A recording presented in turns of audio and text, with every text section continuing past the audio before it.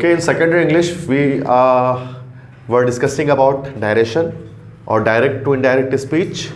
Okay, how to convert a direct narration into indirect narration. And we discussed the first two lectures of narration, in which I told you how to convert a direct narration into indirect narration if there is assertive sentence inside the reported speech and if there is an interrogative sentence inside the reported speech. And today we will discuss कि अगर हमारे पास inverted commas के अंदर imperative sentence आ जाएगा तो सूरत में हम किस तरह से डायरेक्ट से डायरेक्ट में कन्वर्ट करेंगे. ठीक है, तो उसके लिए सिंपल कुछ रूल्स चेंज हो जाएंगे असर्टिव के अकॉर्डिंग. तो सबसे पहले तो imperative sentence कहते हैं किसे? What are imperative sentence? Imperative sentence जिनको हुक्मिया जुमले भी कहा जाता है, या जिसमें एक कोई ऑर्डर, कोई रिक्वेस्ट या कोई प्रोहिबिशन होती है, कोई हुक्म दिया जाता है, कोई इल्तिजा की जाती है, किसी काम से मना किया जाता है, उसको हम लोग कहते हैं इम्पेरेटिव सेंटेंस. और इम्पेरेटिव सेंटेंस की निशानी क्या होती है, उसकी आइडेंटिफिकेशन क्या होती है? It starts with verb first form, please, kindly और डोंट. या तो ये वर्ब की फर्स्ट फॉर्म से स्टार्ट होते हैं, जैसे ओपन द डोर. यहाँ पर आप देख सकते हैं open is the first form of verb. इसमें सब्जेक्ट नहीं होता, आप जानते हैं ना, वर्ब के फर्स्ट फॉर्म के साथ जस्ट ऑब्जेक्ट होता है. इस पर सब्जेक्ट एक्चुअली यू होता है, लेकिन वो यू अंडरस्टूड होता है. ठीक है, तो यू लिखते नहीं है, कहना चाहिए you open the door, but हम यू नहीं कहते, जस्ट कहते ओपन द डोर, दरवाज़ा खोलो, ये क्लोज द विंडो, खिड़की बंद करो. Next, please give me a pen, बराए मेहरबानी मुझे कलम दीजिए. तो अब यहाँ पर क्या है? रिक्वेस्ट है, क्योंकि ये प्लीज से जुमला स्टार्ट हो गया. इस तरह काइंडली क्लीन द बोर्ड, बराए मेहरबानी बोर्ड को मिटा दीजिए, तो ये काइंडली से स्टार्ट हो गया. या डोंट मेस विथ मी, है ना, मेरे साथ पंगा ना लो, डोंट मेस विथ मी. तो यहाँ पर डोंट से स्टार्ट हो गया. तो जब भी सेंटेंस वर्ब की फर्स्ट फॉर्म से स्टार्ट हो, प्लीज, काइंडली या डोंट से स्टार्ट हो, तो उसको हम लोग कहते हैं इंपेरेटिव सेंटेंस. ठीक है, तो अगर रिपोर्टेड स्पीच के अंदर इनमें से कोई एक सेंटेंस अगर मौजूद हो जो वर्ब की फर्स्ट फॉर्म से स्टार्ट होता है, या प्लीज से या काइंडली से या डोंट से, तो हम किस तरह से उसको डायरेक्ट से डायरेक्ट नरेशन में कन्वर्ट करते हैं, उसके बारे में आज हम रूल्स पढ़ेंगे. वो 5 स्टेप्स पढ़ेंगे. तो पहला स्टेप इसका, the first step is the most important and the main step, that is the change of reporting verb. Reporting speech का जो वर्ब है सेट टू है, उसकी तब्दीली किस तरह की जाएगी. सेट टू को हम ऑर्डर्ड भी बना सकते हैं, कमांडेड भी बना सकते हैं, रिक्वेस्टेड भी बना सकते हैं, एडवाइस भी बना सकते हैं, सजेस्टेड भी बना सकते हैं, डायरेक्टेड भी बना सकते हैं, फॉरबिड भी बना सकते हैं और आस्क्ड भी बना सकते हैं. अब कब ऑर्डर्ड लिखे, कब कमांडेड, ये थोड़ा सा बच्चे इसमें कंफ्यूज होते हैं ना, कि कब रिक्वेस्टेड, कब एडवाइस्ड. तो बच्चे अपनी मर्जी से लगा रहे हो तो नॉर्मली बताता है ना, तो ये मर्जी नहीं चलती इसमें. There are some specific rules which I have written in Urdu language, जहाँ मैंने उर्दू में लिख दिया. ऑर्डर्ड कब लिखा जाएगा? जब कोई बड़ा अपने से छोटे को ऐसा काम बोले जिसमें बड़े का फायदा हो. जैसे मैं तुम्हें कहूँ जाओ मेरे लिए गिलास पानी लेकर आओ, तो ये ऑर्डर है, हुक्म है ये. क्योंकि मैं तुमसे कह रहा हूँ, तुम मेरे स्टूडेंट हो, तुम रुतबे में मुझसे छोटे हो, और मैं ऐसा काम बोल रहा हूँ जिसमें मेरा फायदा हो रहा है. Next, commanded. कमांडेड से मराद क्या है? हुक्म देना, इसका मतलब यही होगा. लेकिन कमांडेड सिर्फ अफवाज के लिए इस्तेमाल करेंगे कि जब फौज का बड़ा अपने से छोटे को हुक्म दे, जैसे मेजर जब कैप्टन को हुक्म दे, या कैप्टन जब लेफ्टिनेंट को हुक्म दे, या फिर जनरल जब अपने मेजर को हुक्म दे.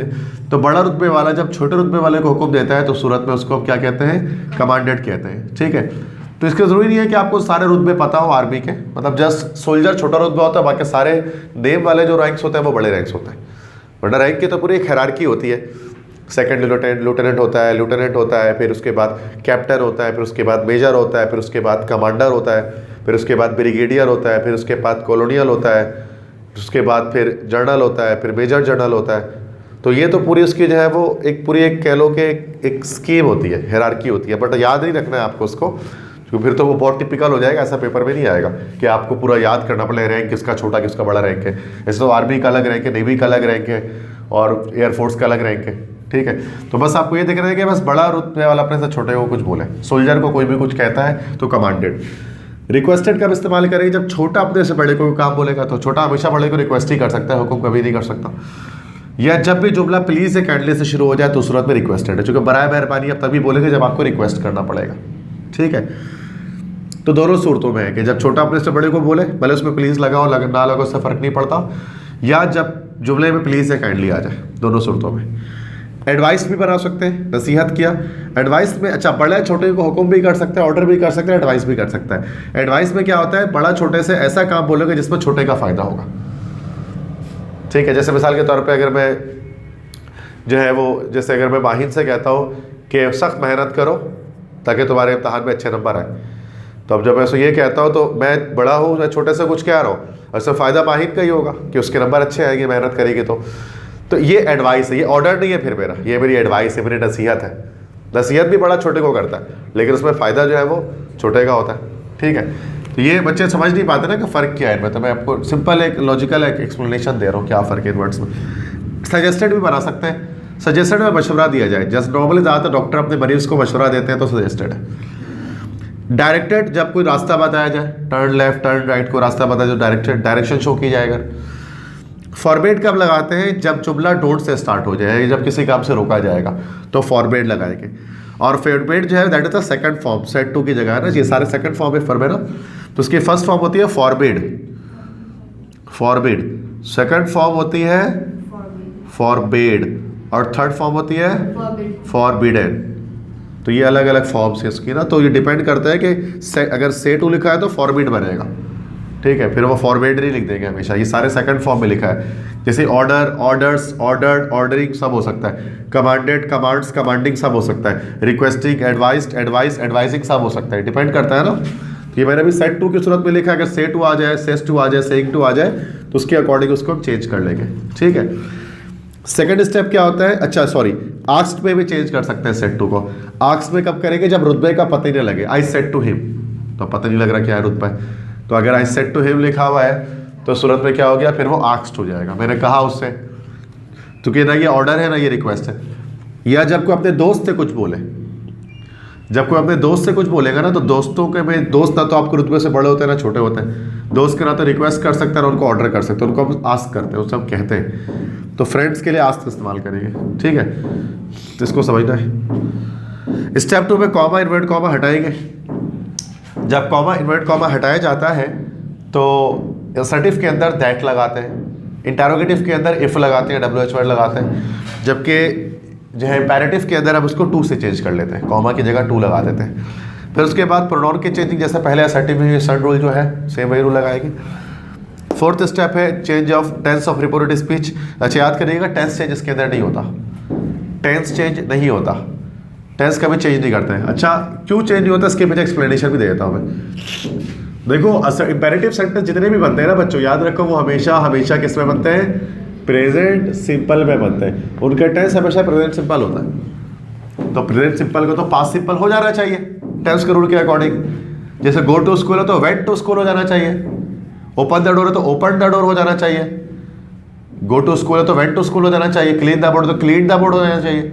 लेकिन ऐसा होता नहीं है, पता है क्यों, चूंकि वर्ब के फर्स्ट फॉर्म से फौरन पहले आप क्या लगा चुके होते हैं, टू, और टू आप जानते हैं टू इन्फिनेटिव होता है, टू के बाद हमेशा वर्ब की कौन सी फॉर्म आती है, फर्स्ट फॉर्म आती है। इस वजह से मजबूर हो जाते हैं फर्स्ट फॉर्म को फर्स्ट फॉर्म ही छोड़ने में, समझ गए। टेंस चेंज इस वजह से हम कहते नहीं होता, वरना प्रेजेंट सिंपल को पास्ट सिंपल बनाना चाहिए रूल के अकॉर्डिंग, बट बनता क्यों नहीं है, चूंकि टू लग चुका होता है उससे पहले, और टू के जब भी आता है तो उसके साथ वर्ब के हम सेकंड फॉर्म लगा नहीं सकते, इस वजह से मजबूर हो जाते हैं कि हम फर्स्ट फॉर्म ही छोड़ दें उसके अंदर। ठीक है, स्टेप 4 उसके बाद टेंस ऑफ चेंज है, ठीक है, नहीं होगा। स्टेप 5 है एक्स्ट्रा वर्ड की चेंजिंग, जैसा पहले की नाउ, देन, दिस, दोस्त, सारे चेंज वैसे ही हो गए। और प्लीज काइंडली और डोंट है इसको हम नेग्लेक्ट कर देंगे, उसको हम ओमिट कर देंगे, उसको हम नहीं चेंज करेंगे। ठीक है, इसको वैसे छोड़ देंगे। बात समझ में आ रही है यहाँ तक? अच्छा, इसको खुद बना सकते हैं अभी आप, तो आप इसको ट्राई करें।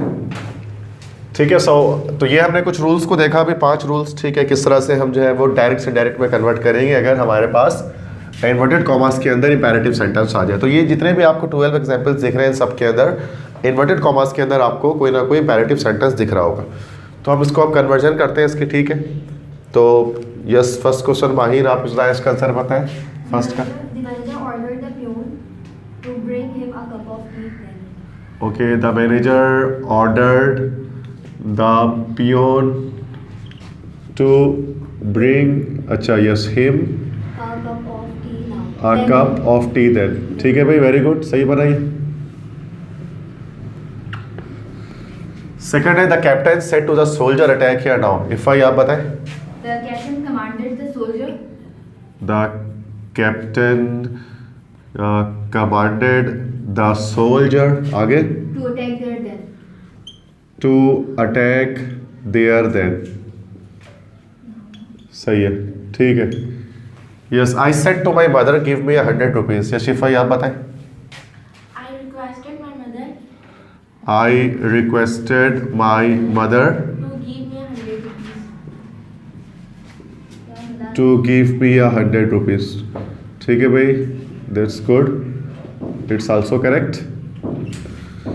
I said to her, please accept my proposal. Yes, ये इफ्रा. I requested her I requested her to accept my proposal.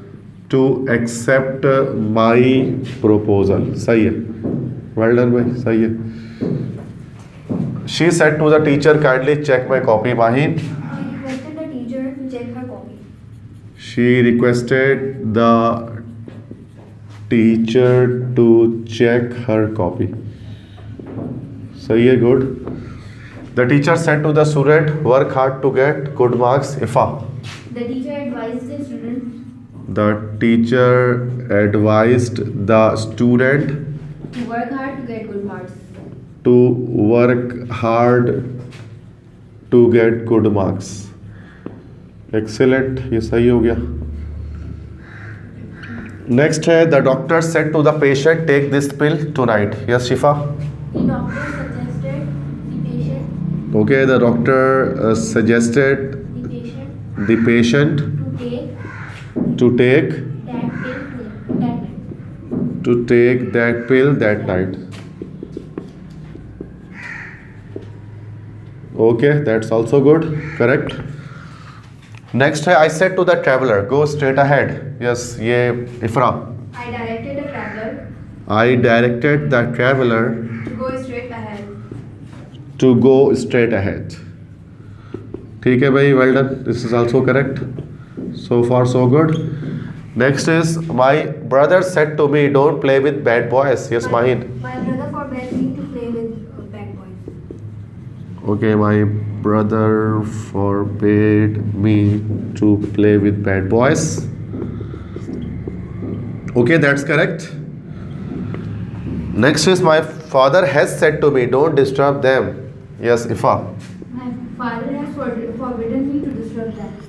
Okay, my father has forbidden me to disturb them. Good. She said to her father, give me your. She said to her friend, give me your pen. Yes, Ifa. She asked She asked her friend her friend to give her pen. Good. I said to him, tell me the truth, Ifra. I asked him I asked him to tell me the truth. to tell me the truth. That's excellent. So you all have done in a great manner. All the answers are correct. So this is all about imperative narration. तो समझ में आ गया सबको? Yes. किस तरह से करते हैं कन्वर्ट? ठीक है. That's it for today's lecture.